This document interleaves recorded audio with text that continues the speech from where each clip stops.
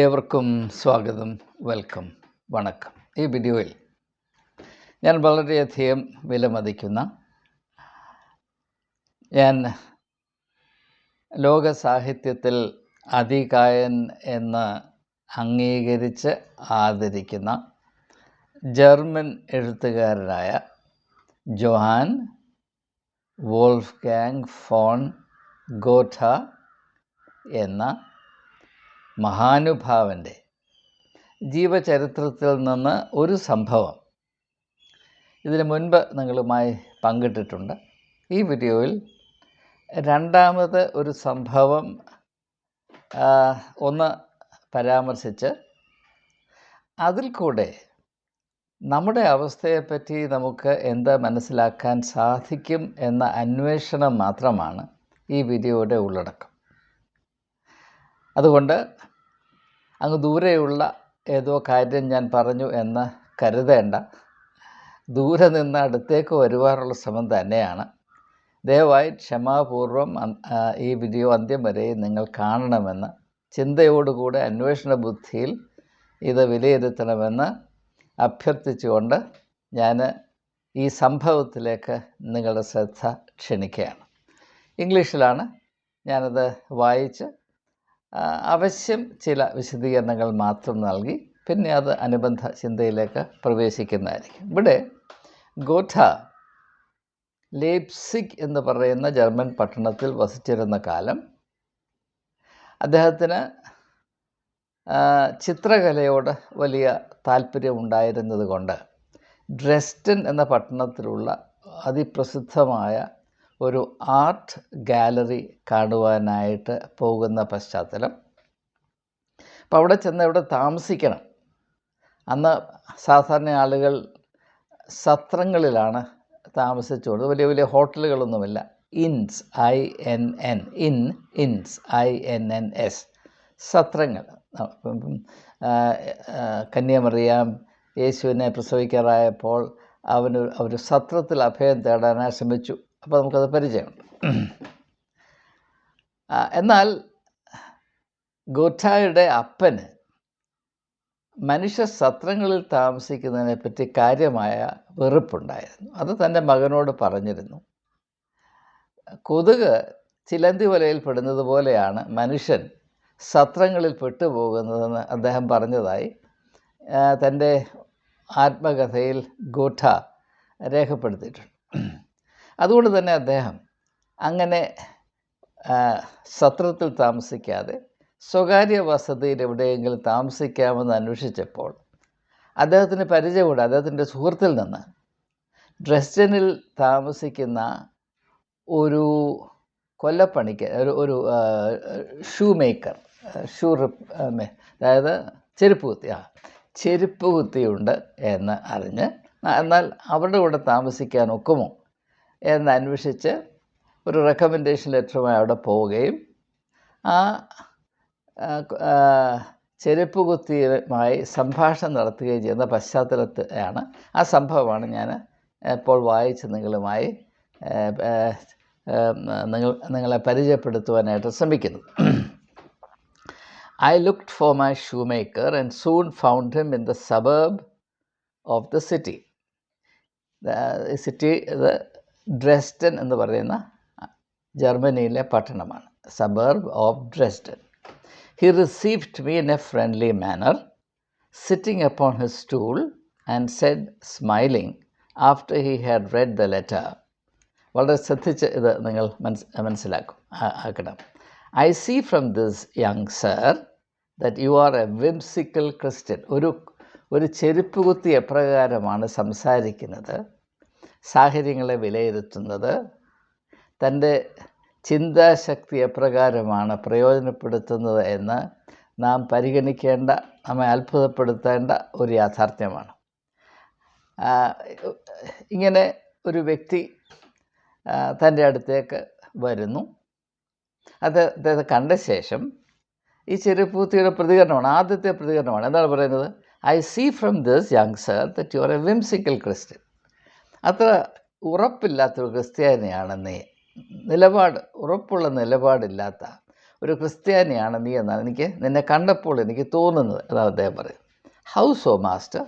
അപ്പോൾ ഗൂഢ ചോദിക്കുന്നുണ്ട്, എന്തുകൊണ്ടാണ് അങ്ങനെ പറയുന്നത്? അപ്പോൾ അദ്ദേഹം മറുപടി പറയുന്നത്, no offence meant by the word whimsical, he continued. ചെറുപ്പത്തിൽ പറഞ്ഞു, ഞാനത് നിങ്ങളെ അപമാനിക്കാനായിട്ട് പറയുന്നതല്ല. One calls every one so who is not consistent with himself. ഒരു ആരൊക്കെയാണോ അവിടെ നിലപാടിൽ ഒരു തുടർച്ചയില്ലാതെ ഇപ്പോഴൊന്ന് നാളെ മറ്റൊന്ന് അങ്ങനെ ഉള്ള നിലപാടുകൾ മാറ്റുന്ന ഓതിനെ പോലെ നിറം മാറുന്ന ക്രിസ്ത്യാനികളെ പറ്റിയാണ് ഞാനവർ ഇങ്ങനെ വിംസിക്കൽ എന്ന വാക്ക്, അതായത് വിംസിക്കൽ എന്ന് പറയുന്നത് തോന്നുന്ന പോലെ, തോന്നിയാസം കാട്ടുക നമ്മൾ പറയത്തില്ല, വിംസ് ആൻഡ് ഫാൻസീസ്, വിംസിക്കൽ. അതുകൊണ്ടാണ് ഞാൻ നിങ്ങളെ വിംസിക്കൽ ക്രിസ്ത്യനാണ് എന്ന് പറയാൻ കാര്യമെന്ന് മറുപടി പറഞ്ഞു. One calls every one who is so who is not consistent with himself.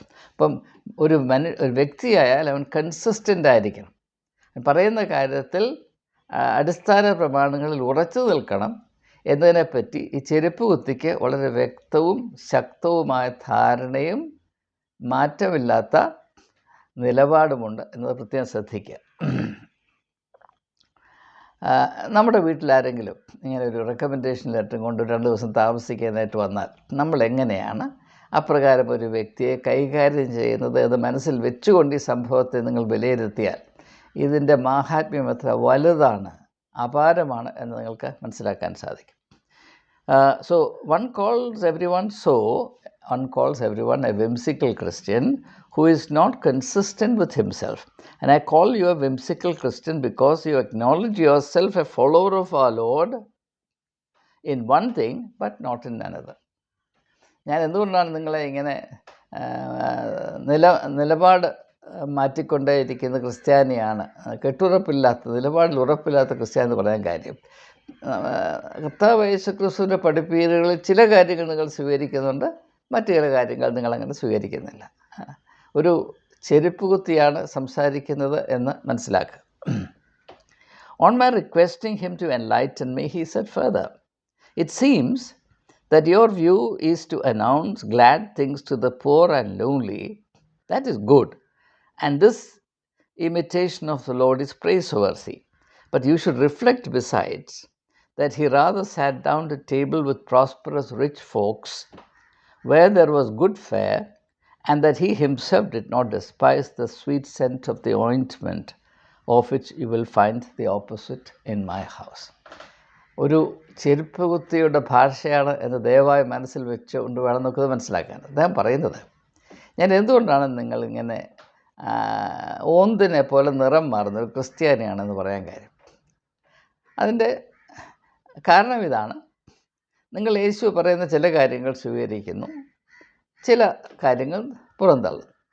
അതിൻ്റെ ഉദാഹരണമായിട്ട് നിങ്ങൾക്ക് പാവപ്പെട്ടവരോട് മമതയുണ്ട്, അടുപ്പമുണ്ട്, അവരോട് സഹകരിക്കുന്നത് നല്ലതാണ് എന്ന് നിങ്ങൾ, അത് യേശു പറഞ്ഞതിനെ ആസ്പദമാക്കിയാണ്, അതിൽ യാതൊരു സംശയവുമില്ല. അതിൽ ഞാൻ നിങ്ങളെ ശ്ലാഘിക്കുന്നു, അത് നല്ലത് തന്നെയാണ് എന്ന് ഞാൻ സമ്മതിക്കും. അതേസമയം തന്നെ യേശു നിങ്ങളുമായിട്ട് വ്യത്യാസമുണ്ട്. അതെന്താണ്? യേശു പാവപ്പെട്ടവരെ കൈക്കൊണ്ടതുപോലെ തന്നെ പണക്കാരെയും കൈക്കൊണ്ടു, അവരുടെ വിരുന്നിനെ നിരാകരിച്ചില്ല. എന്ന് മാത്രവുമല്ല, സുഗന്ധദ്രവ്യം കൊണ്ടൊരു സ്ത്രീ അവൻ്റെ പാദം പൂശിയപ്പോൾ അതിനെയും അവിടുന്ന് സ്വീകരിച്ചു. പക്ഷെ അതേ സുഗന്ധദ്രവ്യത്തിൻ്റെ മണം എൻ്റെ വീട്ടിൽ നിന്ന് പ്രതീക്ഷിക്കരുത്, കാരണം അവിടെ സുഗന്ധത്തിന് പകരം ദുർഗന്ധമാണുള്ളത്. അദ്ദേഹം ചെരുപ്പ് കുത്തിയാണ്. ചെരുപ്പിൻ്റെ ചെരുപ്പുണ്ടാക്കാൻ ഉപയോഗിക്കുന്ന തോൽ എവിടെ വെച്ചാലും അതിൻ്റെ സുഗന്ധം എന്താണ് എന്ന് നിങ്ങൾക്കറിയാമല്ലോ. അത്ഭുതത്തോടു കൂടെയാണ് ഇങ്ങനെയുള്ള കാര്യങ്ങൾ വായിക്കുന്നത്. ദിസ് പ്ലസൻറ്റ് ബിഗിനിങ്, ആദ്യത്തെ സംഭാഷണമാണിത്. This pleasant beginning put me at once in good humour. അപ്പോൾ അത് ഗോഠായിക്ക് നന്നേ ഇഷ്ടപ്പെട്ടു. And we rallied each other for some time. ഞങ്ങൾ പരസ്പരം അങ്ങോട്ടും ഇങ്ങോട്ടും സംസാരം തുടർന്നു. His wife stood doubting how he should board and lodge such. എന്നെപ്പോലൊരു അതിഥിയെ എപ്രകാരമാണ് സൽക്കരിക്കേണ്ടത് എന്നതിനെപ്പറ്റി അല്പം ചിന്താക്കുഴപ്പത്തോടുകൂടെ അദ്ദേഹത്തിൻ്റെ ഭാര്യ അവിടെ നിൽക്കുന്നുണ്ടായിരുന്നു. On this point too, he had notions which referred not only to the Bible but also to Godfrey's Chronicle. And when we were agreed that I was to stay, I gave my purse, such as it was, to the charge of the hostess, and requested her to furnish herself from it. അപ്പോൾ അതിനെപ്പറ്റിയും, അതായത് അദ്ദേഹത്തിൻ്റെ ഭാര്യയ്ക്കുണ്ടായിരുന്ന ചിന്താഭാരത്തെ പറ്റിയും ഈ ചെരുപ്പ് കുത്തിക്ക് വ്യക്തമായ നിലപാടുകൾ ഉണ്ടായിരുന്നു. അതെന്താണെന്ന് ഇവിടെ പറയുന്നില്ല. അതിന് ഒരു പുസ്തകത്തെ ആസ്പദമാക്കിയാണ് അദ്ദേഹം ആ നിലപാട് സ്വീകരിച്ചത് എന്ന്. അതായത് ഗോഡ്ഫ്രീഡ്സ് ക്രോണിക്കിൾ എന്ന് പറയുന്ന പുസ്തകം, അതിൽ ഞാൻ ആ പുസ്തകം വായിച്ചിട്ടില്ല, അതുകൊണ്ട് എന്താണെന്ന് പറയാൻ എനിക്കറിയില്ല. അപ്പോൾ അതനുസരിച്ചാണ് അദ്ദേഹം തന്നെ നിലപാട് സ്വീകരിച്ചത് എന്ന് പറയുന്നു. ഇനി നമുക്ക് മുൻപോട്ട് നോക്കുമ്പോൾ നമ്മുടെ കഥാകൃത്തായ ഗൂട്ട തൻ്റെ പേഴ്സ് ഈ ചെരുപ്പൂത്തിയുടെ ഭാര്യയെ കൊടുത്തിട്ട് പറഞ്ഞു, നിങ്ങൾ ഇതിൽ നിന്ന് ആവശ്യമുള്ളതെടുത്ത് ചിലവാക്കി എൻ്റെ സന്ധിപ്പുള്ള കാര്യങ്ങൾ അങ്ങനെ ചെയ്യാമല്ലോ എന്ന് പറഞ്ഞപ്പോൾ അതിനോട് ചെരുപ്പൂത്തി എങ്ങനെയാണ് പ്രതികരിച്ചത്? When he would have declined it and somewhat waggishly gave me to understand that he was not so burned out as he might appear. Burned out എന്ന് പറഞ്ഞാൽ ഞാനങ്ങ് തീരെ ഒന്നുമില്ലാത്തവനല്ല, അതുകൊണ്ട് നിങ്ങളുടെ പൈസ ഇല്ലെങ്കിലും ഞങ്ങൾക്ക് നിങ്ങളെ ഏതാനും ദിവസങ്ങളിൽ തീറ്റിപ്പോറ്റാനാവും എന്നാണ് അത്. I am not so burned out. നല്ലൊരു എക്സ്പ്രഷനാണ്, I am not so burned out. Since there are no more miracles nowadays, I disarmed him by saying, നമ്മുടെ കഥാകൃത്ത് എന്താണ് അങ്ങോട്ട് പറയുന്നത്? Even if it were only to change water into wine, such a well-trained domestic resource would not be out of place, since there are no more miracles nowadays. അതായത് Canale കല്യാണത്തിന് യേശു വെള്ളം വീഞ്ഞാക്കിയ സംഭവത്തെ ആസ്പദമാക്കി ഗൂട്ട അങ്ങോട്ട് പറയുന്നത്, ഈ കാലത്ത് അത്ഭുതങ്ങളൊന്നും നടക്കാറില്ല, അതുകൊണ്ട് വെള്ളം വീഞ്ഞാക്കുന്ന ആ ഒരു പ്രത്യാശയിലൊന്നും വേണ്ട, നമ്മുടെ ഏതായാലും ഈ പൈസ ഉണ്ടല്ലോ അതുകൊണ്ട് ചിലവാക്കാം എന്നാണ് അദ്ദേഹം പറയുന്നത്. The hostess seemed to find my conduct less and less strange. We had soon accommodated ourselves to each other and spent a very merry evening. He remained always the same because all flowed from one source. His peculiarity was that apt common sense, അദ്ദേഹത്തിന് നല്ല സാമാന്യ ബുദ്ധി ഉണ്ടായിരുന്നു, which rested upon a cheerful disposition. വളരെ സന്തോഷത്തോടുകൂടെ എപ്പോഴും മധുരമായ വിധത്തിൽ തന്നെ മറ്റുള്ളവരുടെ മുൻപിൽ അവതരിപ്പിക്കുക. മറ്റുള്ളവർ ഇടപെടുമ്പോൾ ഏറ്റവും സന്തോഷത്തോടും മറ്റുള്ളവർക്ക് മധുരം പകരുന്നതുമായ വിധത്തിൽ ഇടപെടുവാൻ അദ്ദേഹത്തിന് കഴിയുമായിരുന്നു. And took delight in uniform habitual activity. അദ്ദേഹം തൻ്റെ ദിനചര്യകൾ യാതൊരു മുടക്കവും വരുത്താതെ വ്യത്യാസവും വരുത്താതെ അതുപോലെ തുടർന്നുകൊണ്ടേയിരുന്നു. That he should labour incessantly was his first and most necessary care. അദ്ദേഹത്തിൻ്റെ ഏറ്റവും പ്രധാനപ്പെട്ട വ്യക്തിപരമായ ആവശ്യം എന്താണ്? ഞാൻ ചെയ്യാനുള്ള ജോലി എല്ലാ ദിവസവും മുറ പോലെ അല്പം പോലും വ്യത്യാസം വരുത്താതെ ഞാൻ എൻ്റെ ജോലി ചെയ്തുകൊണ്ടേയിരിക്കും, അതിന് ഒരു വിധത്തിലും ഒരു മാറ്റവും ഉണ്ടാകുകയില്ല. That he regarded everything else a secondary. ബാക്കിയല്ല, ഇത് കഴിഞ്ഞിട്ട് മതി ബാക്കിയുള്ള കാര്യങ്ങൾ. This kept up his comfortable state of mind. അതുകൊണ്ടാണ് അദ്ദേഹം ഈ ചിയർഫുൾ ഡിസ്പോസിഷൻ എന്ന് പറഞ്ഞില്ലേ, എപ്പോഴും ഒരു സുസ്മേരവദനായ സന്തോഷത്തോടും തൃപ്തിയോടും ആത്മധൈര്യത്തോടും കൂടെ അദ്ദേഹത്തിന് അനുദിനം കഴിയാൻ സാധിച്ചതിൻ്റെ രഹസ്യം എന്താണ്? അദ്ദേഹം തൻ്റെ അദ്ദേഹത്തിൻ്റെ അധ്വാനം, അദ്ദേഹത്തിൻ്റെ ജോലി, ചെയ്യേണ്ട കാര്യങ്ങൾ യാതൊരു വ്യത്യാസവും വരുത്താതെ, അതിലൊരു പോരായ്മയും വരുത്താതെ അനുദിനം നിർവഹിച്ചുകൊണ്ടേ ഇരുന്നു എന്നതാണ് അദ്ദേഹത്തിൻ്റെ സ്വഭാവ വിശേഷത്തിൻ്റെ അടിസ്ഥാന രഹസ്യം. And I must reckon him before many others in the class of those who are called practical unconscious philosophers. വലിയ വലിയ തത്വശാസ്ത്രന്മാരെക്കാൾ ഞാൻ അങ്ങനെയുള്ളവരെയാണ് ബഹുമാനിക്കുന്നത് എന്നാണ് അദ്ദേഹം പറയുന്നത്. അപ്പോൾ ആ സംഭവം ഞാൻ ഇത്രമാത്രമേ വായിക്കുന്നു. ഞാൻ എന്തുകൊണ്ട് ഈ സംഭവം നിങ്ങൾ ശ്രദ്ധയിൽപ്പെടുത്തിയെന്ന് ചോദിച്ചാൽ, ഇനി നമ്മുടെ കേരളത്തിലേക്ക് ഞാൻ നിങ്ങളെ തിരിച്ചു വരുവാൻ ആഹ്വാനം ചെയ്യുക. നാം മനസ്സിൽ കാത്തു സൂക്ഷിക്കേണ്ടത് വളരെ വളരെ ബുദ്ധിമാനായ, പണ്ഡിതനായ, അങ്ങേയറ്റം കഴിവുള്ള സാംസ്കാരികമായി അതുല്യനായ യോഹാൻ ഗോഡ്സെ, Johann Gottfried, Johann Wolfgang phone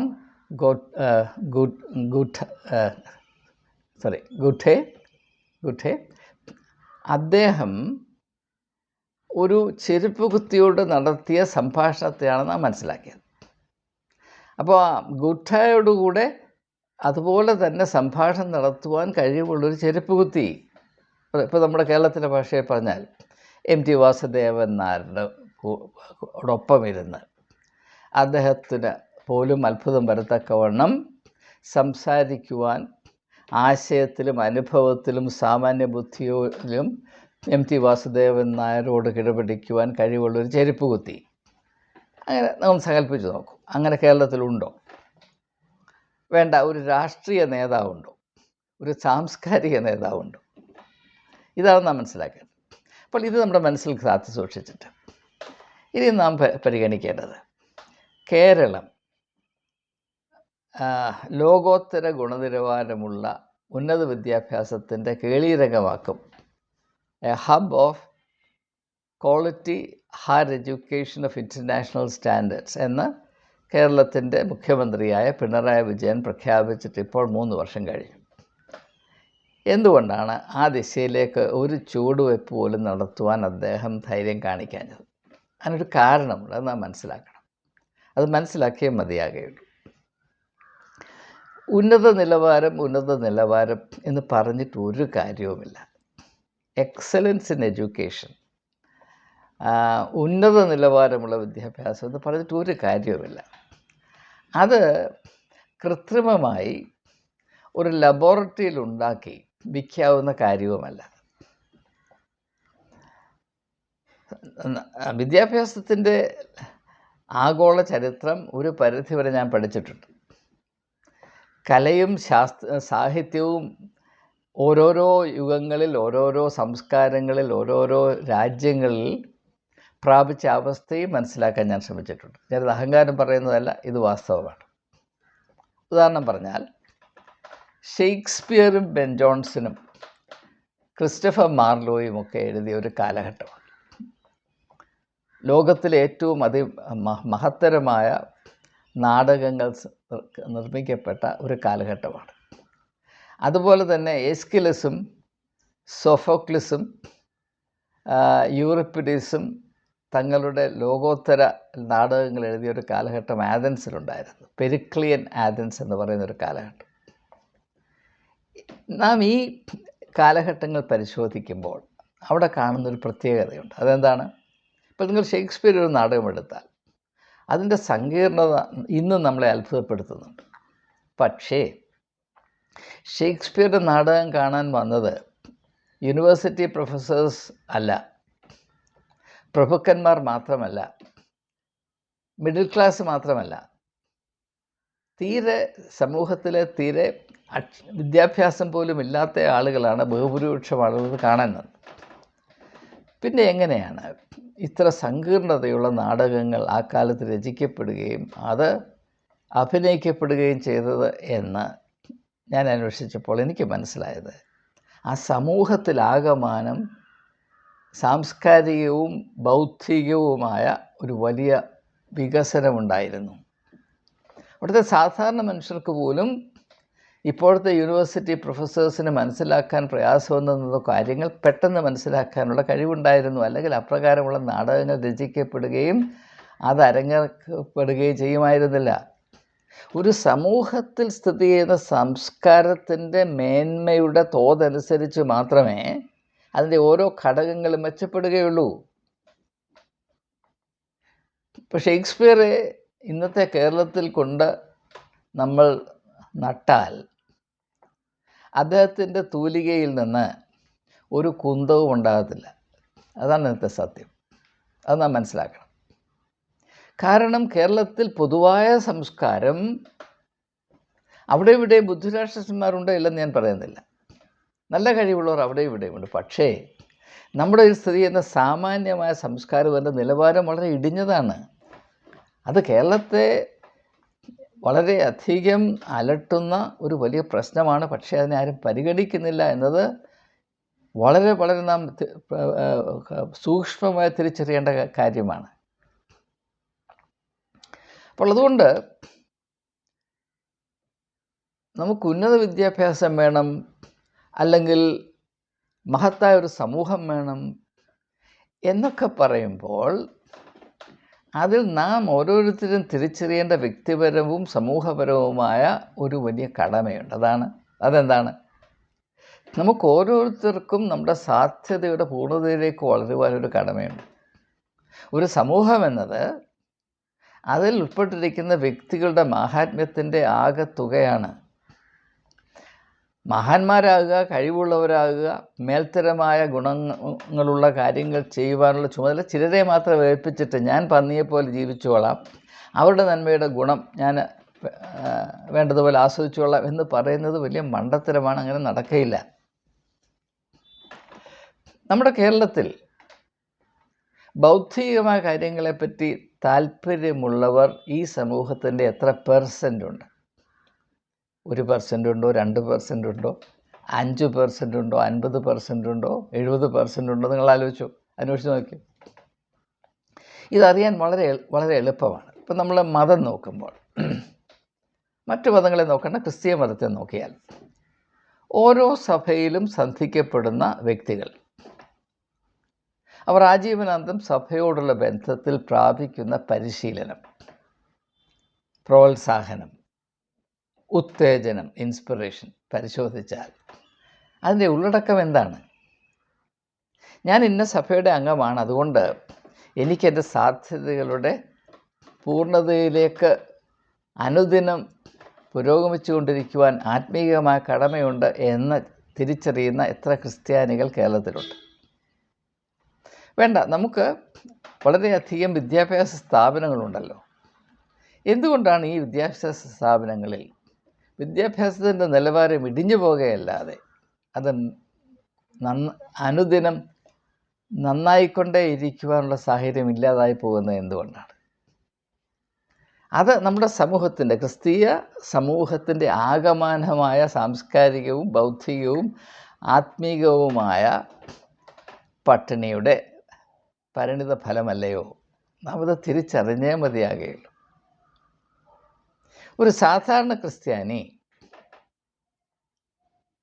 വേണ്ട, ലോകമായ കാര്യങ്ങൾ വേണ്ട, ആധ്യാത്മികമായ കാര്യത്തെപ്പറ്റി ഈ ചെരുപ്പ് കുത്തി ഗൂഢായോട് സംസാരിച്ച ആ ഒരു സ്റ്റാൻഡേർഡിലെ അതിൻ്റെ 10% ഒരു ചെരുപ്പ് കുത്തിയുടെ സ്റ്റാൻഡേർഡിൻ്റെ 10% വെച്ചു പുലർത്തി ഒരു സംഭാഷണത്തിൽ, ആത്മീയമായ വിഷയത്തെപ്പറ്റി ഒരു സംഭാഷണത്തിൽ പങ്കെടുക്കുവാൻ കഴിവോ താല്പര്യമോ ധൈര്യമോ ഉള്ള എത്ര ക്രിസ്ത്യാനികൾ കേരളത്തിലുണ്ട്? ഞാൻ നിങ്ങളോട് ചോദിക്കുകയാണ്.